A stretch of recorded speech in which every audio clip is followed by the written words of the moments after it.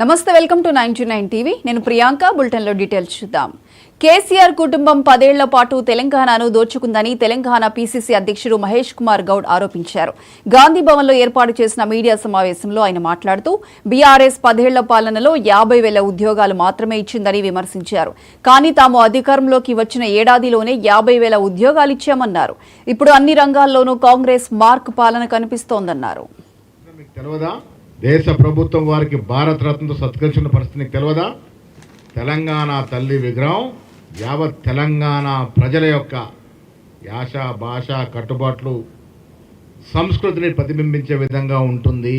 మీరెవరు అసలు తెలంగాణ తల్లి గురించి తీసేస్తానని చెప్పడం? రాజీవ్ గాంధీ గారి గురించి మాట్లాడుతూ ఉన్నారు. అమెరికాలో చదువుకున్నాడంటాడు. ఏం నేర్చుకున్నావు బాబు మీరు? రాజీవ్ గాంధీ చరిత్ర మీకు తెలియదా?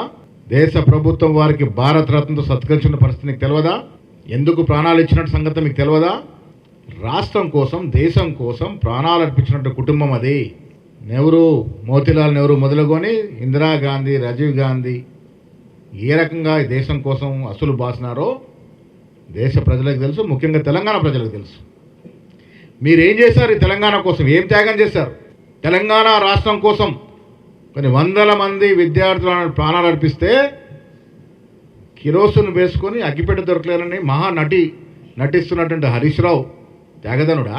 తెలంగాణ ఉద్యమం తీవ్రంగా నడుస్తున్నప్పుడు అమెరికాలో ఉన్నటువంటి నువ్వు, మీ చెల్లె ఈ తెలంగాణ కోసం ఏం త్యాగం చేశారు? అధికారం వచ్చిన తర్వాత ఉన్న ఫలంగా వచ్చేసి మంత్రులుగా, ఎమ్మెల్సీలుగా, ఎంపీలుగా చలామైన మీరు ఏం త్యాగం చేశారని రాజీవ్ గాంధీ గురించి మాట్లాడుతూ ఉన్నారు. తెలంగాణ తల్లి విగ్రహం యావత్ తెలంగాణ ప్రజల యొక్క యాస, భాష